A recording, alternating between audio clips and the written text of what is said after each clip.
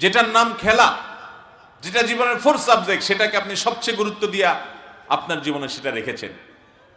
কত যুবক, কত মানুষ পেপার পত্রিকা উঠে আসছে যে তারা তার পছন্দের দলের পতাকা বানানোর জন্য জমি বিক্রি করে, বইয়ের জমানোর টাকা খরচ করে সে এত মাইল লম্বা, এত কিলোমিটার লম্বা পতাকা বানাইছে। অথচ এদেশে বহু মানুষ এখনো আছে যাদের গায়ে শীতের কাপড় নাই।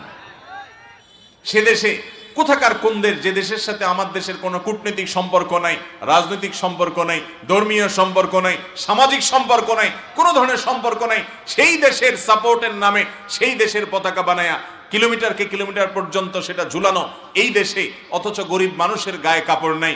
আপনার নিজের মা বাবার জন্য জীবনে কখনো একটা কাপড় উপহার দেন নাই, ছোট বোনটাকে জীবনে একজোড়া মোজা কিনে দেন নাই, আপনার আশেপাশে বহু গরিব মানুষ আছে তাদেরকে কোনো কিছু করেন নাই, আপনার নিজের জন্য হয়তো এত টাকা খরচ করেন নাই।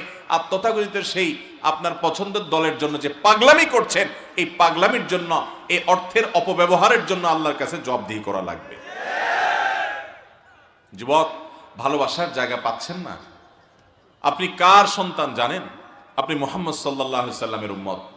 আপনি আবু বকর রাদিয়াল্লাহু তাআলা আনহুর অনুসারী, আপনি ওমর ফারুকের অনুসারী, আপনি আলী কাররামাল্লাহু ওয়াজহার অনুসারী, আপনি ওসমান গনির অনুসারী, আপনি আবু হুরায়রার অনুসারী, আপনি বড় বড় সিনিয়র সাহাবীদের অনুসারী। আপনি যাদের অনুসারী, সে পূর্বপুরুষরা পৃথিবীকে অনেক কিছু দিয়ে গেছে, আর আপনি তথাকথিত আল্লাহর প্রতি ঈমান নাই, আখিরাতের প্রতি ঈমান নাই, মুসলমানদের প্রতি কোনো সিম্পেথি, ভালোবাসা নাই। যারা সমকামিতাকে বৈধ মনে করে, যারা মুসলমান, ফিলিস্তিনের মুসলমানদের রক্তকে হালাল মনে করে, যারা কাফের, যারা মুশরিক, যারা বেঈমান, তাদের প্রতি ভালোবেসে আপনি রাতকে রাত জেগে আছেন। আপনি ঝগড়াঝাটি করছেন আপনার পছন্দের দল নিয়ে, আপনি ঝগড়ার আর ইস্যু পাচ্ছেন না। ভাইরা আমার, এই উন্মাদনা আমাদের দেশে যেইভাবে দেখা যাচ্ছে, জাতি হিসাবে এটা আমাদের জন্য লজ্জাজনক। যেসব দেশ সরাসরি ফুটবলে এই বিশ্বকাপে অংশগ্রহণ করছে, যায় দেখেন ওই দেশের মানুষের মধ্যে এত উন্মাদনা, পাগলামি নাই। আর যদি থাকেও কথার কথা, এই উন্মাদনা আমার দেশের কোনো উন্নতি বয়ে আনবে? দেশের লক্ষ লক্ষ মানুষের কোটি কোটি ঘন্টা প্রতিদিন নষ্ট হচ্ছে খেলার নামে। এটা কি দেশের জন্য ভালো না খারাপ? তারপরেও দুঃখজনক ভাবে আমাদের মিডিয়াগুলো এটাকে ইতিবাচক ভাবে দেখায়, মনে হচ্ছে কাজটা খুব ভালো করছে। ভাইরা আমার, এই পাগলামি, এই উন্মাদনা, এটা কখনো আখিরাতে বিশ্বাসী মুসলমানকে সাজে না। তার জীবনের প্রতিটা মুহূর্ত দামি এবং এর হিসেব আল্লাহর কাছে দেওয়া লাগবে। অতএব এই সমস্ত পাগলামি পরিহার করবো তো ইনশাআল্লাহ। ঝেড়ে ফেলে দিয়ে আপনি বাস্তববাদী হন। আপনি নিজেকে খেলার প্রতি খুব বেশি আসক্ত, খেলার খোঁজ খবর রাখেন, সেজন্য অনেক পয়সা কড়ি খরচ করেন, রাত জাগেন, আপনি মনে করেন আপনি ক্রীড়ামোদী। আপনি কিসের ক্রীড়ামোদী? আপনি বসে বসে রাত জেগে খেলা দেখলে আপনার স্বাস্থ্য আরো ধ্বংস হবে।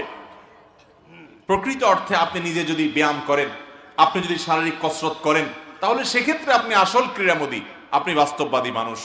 ইসলাম আমাদেরকে, নবী করিম সাল্লাল্লাহু আলাইহি সাল্লাম আমাদেরকে শারীরিক এক্সারসাইজ যেন হয়, মানসিক রিফ্রেশমেন্ট যেন হয়, আপনি যেন সব দিক সার্বিকভাবে ফিট থাকতে পারেন, প্রস্তুত হতে পারেন, সেজন্য নবী করিম সাল্লাল্লাহু আলাইহি সাল্লাম আমাদেরকে বিভিন্ন কম্পিটিশন করতে শিক্ষা দিয়েছেন।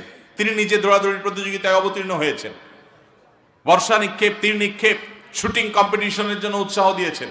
এগুলোতে মানুষের কল্যাণ আছে, কিন্তু এই ফুটবলে লাথি মারার মধ্যে পৃথিবীবাসীর কোনো কল্যাণ নাই।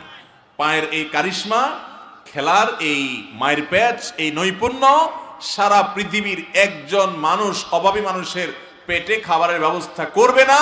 কিন্তু যারা খেলছে, এই খেলাকে কেন্দ্র করে দুনিয়ার বড় বড় ব্যবসা প্রতিষ্ঠানগুলোর যে ব্যবসা আছে, সেটা ঠিকই চাঙ্গা হবে। আমরা শুধু কলুর বলদের মধ্যে লাফাইয়ে গেলাম। আমাদের আখিরাত তো নাই, দুনিয়ারও কোনো লাভ এখানে। আল্লাহ তাআলা আমাদেরকে বুঝার তৌফিক দান করুন।